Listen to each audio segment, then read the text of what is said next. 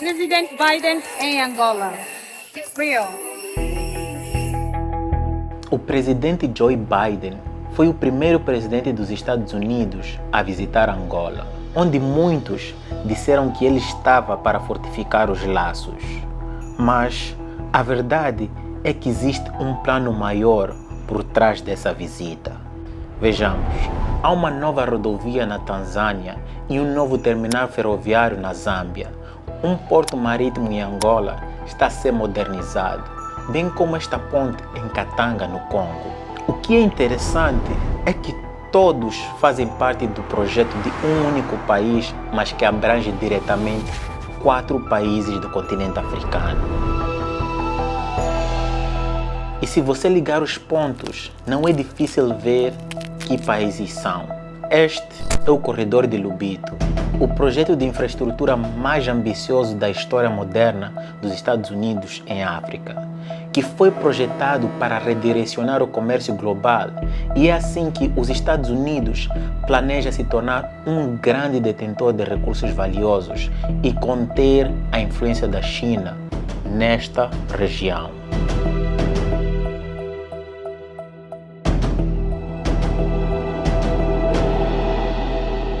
Olá, seja bem-vindo. Para quem não me conhece, eu chamo-me Ru Júnior. Então, primeiro, vamos lá começar observando este discurso. I'm grateful that all of you made the journey to Washington for this summit, and I'm eager to visit your continent. As I told some of you, you invited me to your countries. I said, be careful what you wish for, because I may show up.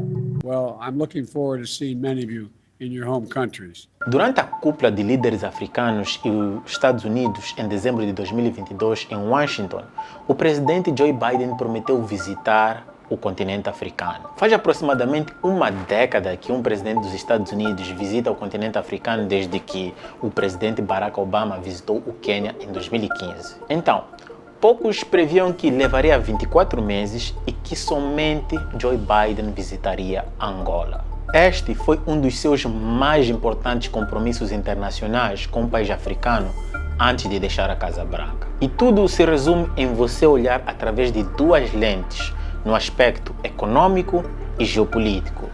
E no econômico você tem o acesso aos recursos mais valiosos dos próximos 15 anos. E no geopolítico é travar a influência da China nesta região. E tudo faz sentido quando você ouve todo mundo a falar do Corredor do Lobito. Corredor do Lobito. The Lobito Corridor. Lobito Corridor. The Lobito Corridor. Lobito Project. O Corredor de Lobito não é um projeto recente, e para você perceber a importância que esta rota tem nesta região, devemos voltar alguns anos atrás.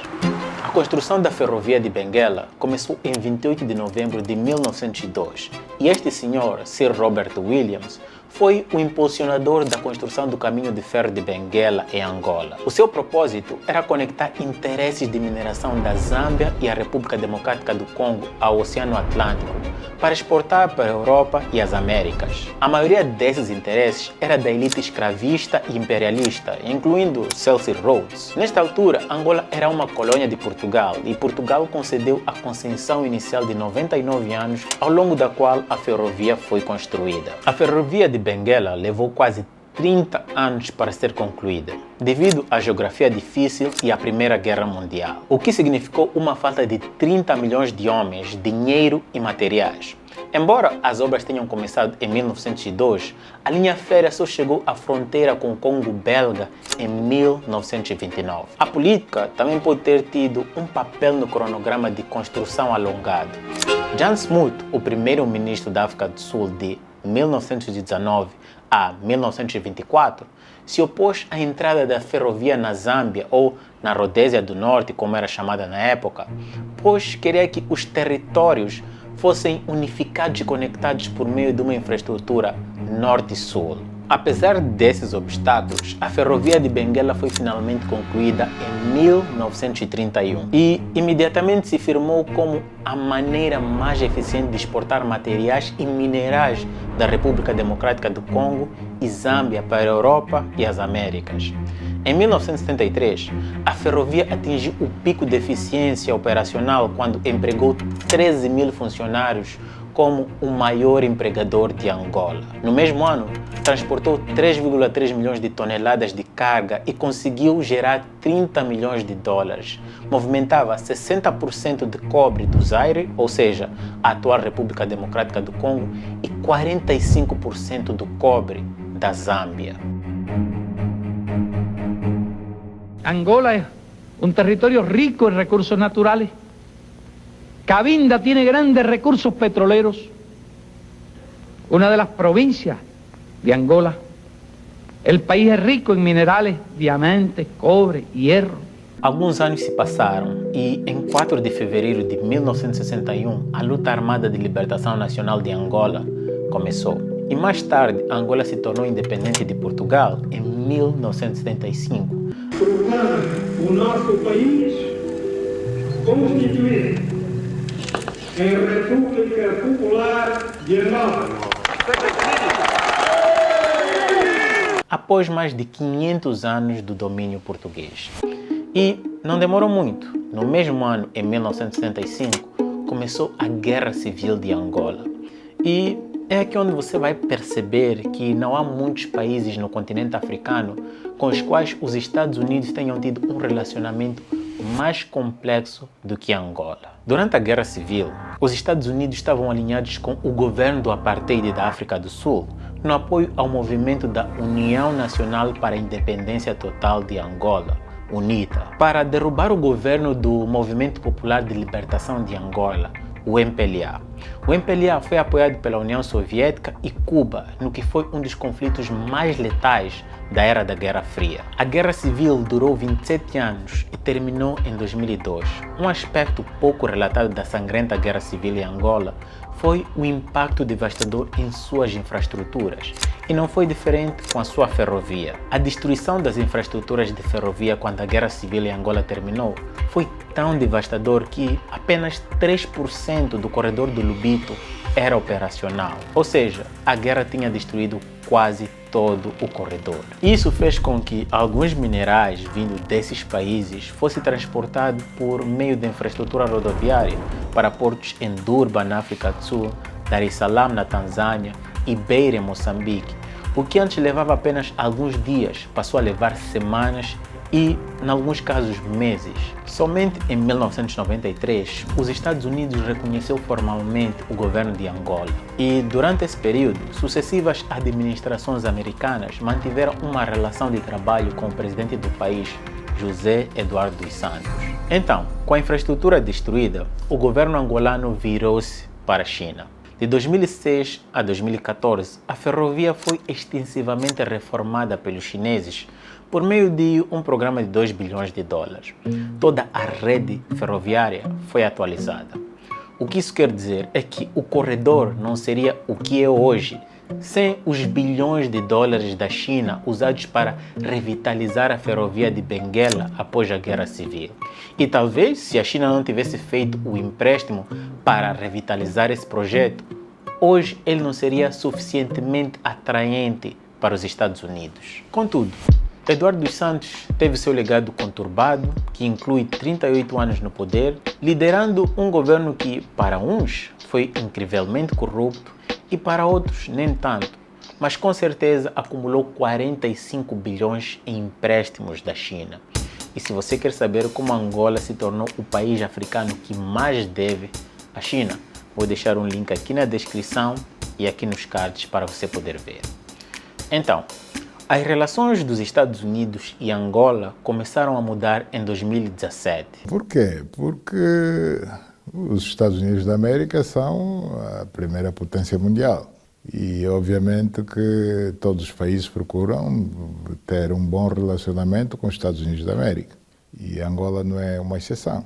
A relação diplomática entre os Estados Unidos e Angola deu um grande passo à frente quando o atual presidente João Lourenço, então ministro da Defesa de Angola, visitou Washington e assinou um memorando de entendimento com o secretário de Defesa dos Estados Unidos, James Mattis. Inclusive, Mattis também elogiou João Lourenço. Difference between Angola 25 years ago and Angola today is the leadership that Minister Lourenço and others provide and that creates the bright future Angola has today.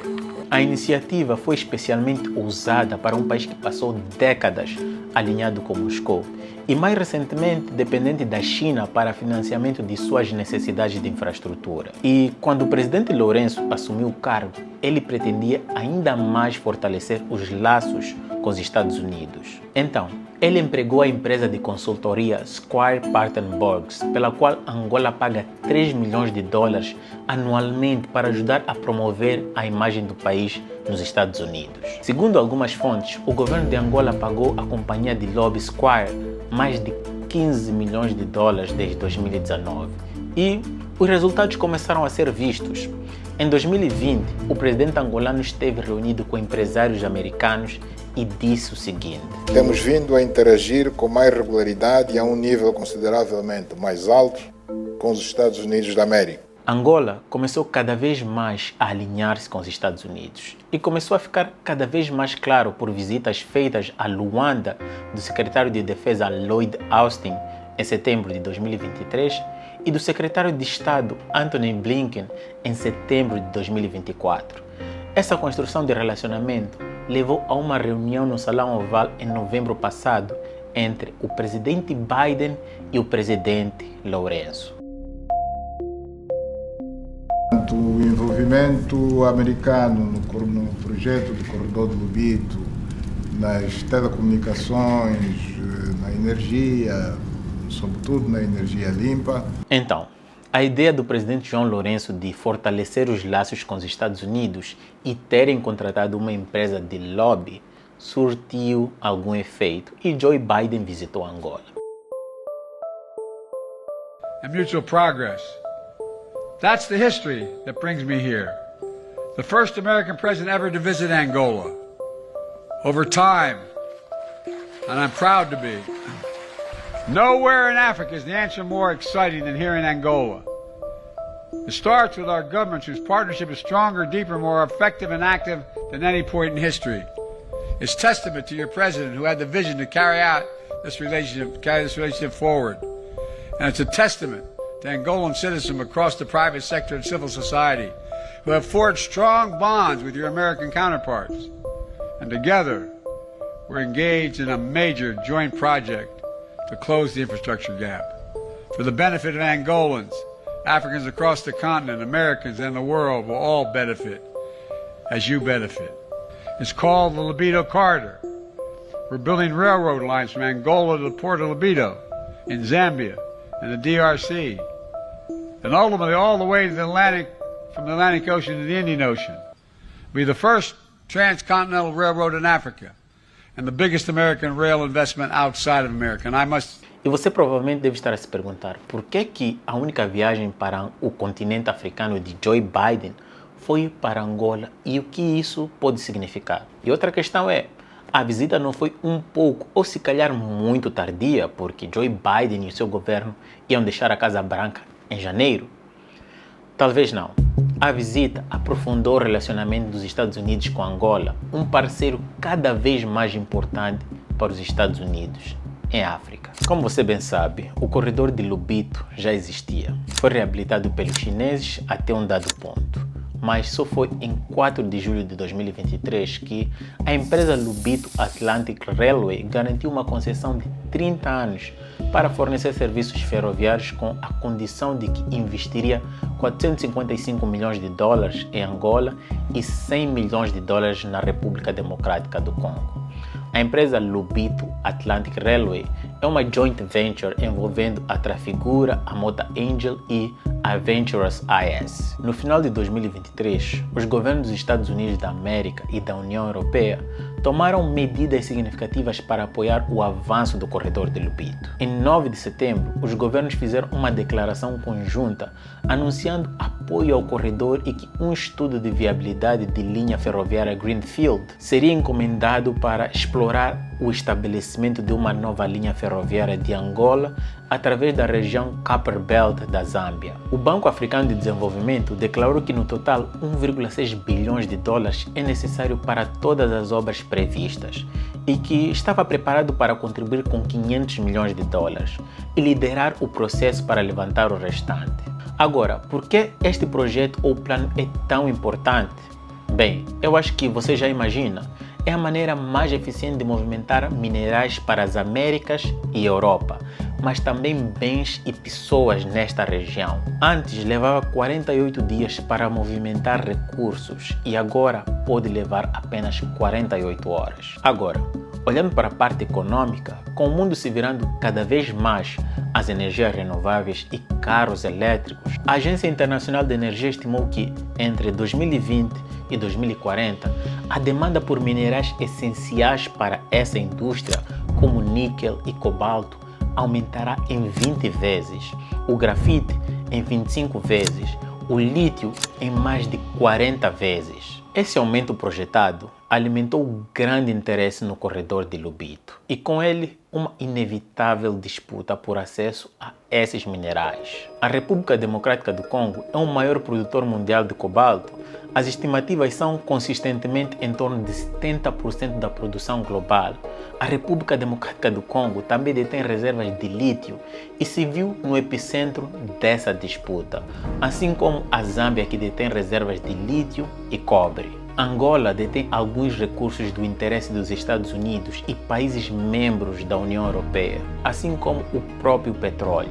Mas, além disso, Angola está geograficamente, estrategicamente melhor posicionada e tem a melhor rota para escoar todos os recursos que vêm desses países através do Oceano Atlântico no porto de Lobito e pode abastecer os Estados Unidos e a União Europeia.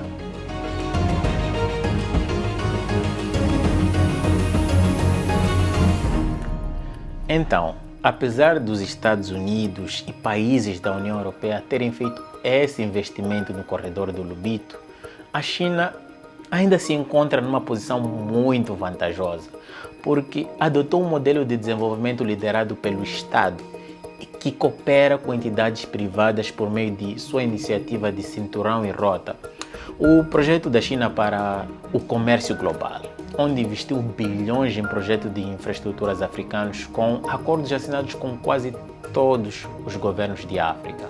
E é por isso que Washington está preocupada com o domínio da China sobre minerais na região. 80% das minas de cobre no Congo são de propriedade chinesa. A China é responsável por extrair 85% dos minerais e terras raras do Congo, incluindo 76% do seu cobalto, um mineral essencial na fabricação de baterias de veículos elétricos. Então, nós já sabemos qual é o objetivo e plano dos Estados Unidos e da China, e que eles estão sempre a olhar para o futuro quanto ao seu posicionamento geopolítico e econômico. Mas você, o que você acha que deveria ser o plano de Angola e de outros países africanos? O que você acha que os países africanos deveriam fazer para participar desse futuro como economias fortes e geopoliticamente importantes? E não só para serem explorados pelos seus recursos, como o que estamos a ver acontecer na República Democrática do Congo. Então, deixe-me saber a tua opinião aí nos comentários e vamos começar o debate respeitosamente, como sempre. Então, o nosso vídeo termina por aqui, mas por favor, não se esqueça de dar aquele soco no like, partilhar com mais pessoas, porque isso sim também ajuda o canal. Mas se você quiser dar aquele super apoio, torne-se membro do canal, membro do Patreon, e agora você também pode comprar uma xícara de café ou fazer doações para o canal. É só ir para um link aqui na descrição, Buy Me a Coffee, e você pode comprar uma, duas, três, quantas xícaras de café você quiser e puder comprar, não é? Para dar aquele boost na hora que eu estou ali a ler, fazer as pesquisas, para trazer conteúdos como esse. Então, é isso. Então, meu muito obrigado. Kuoshikuru, Kanimambo, Asante Sana. É só o começo. Tamo juntos e te vejo no próximo vídeo. Peace.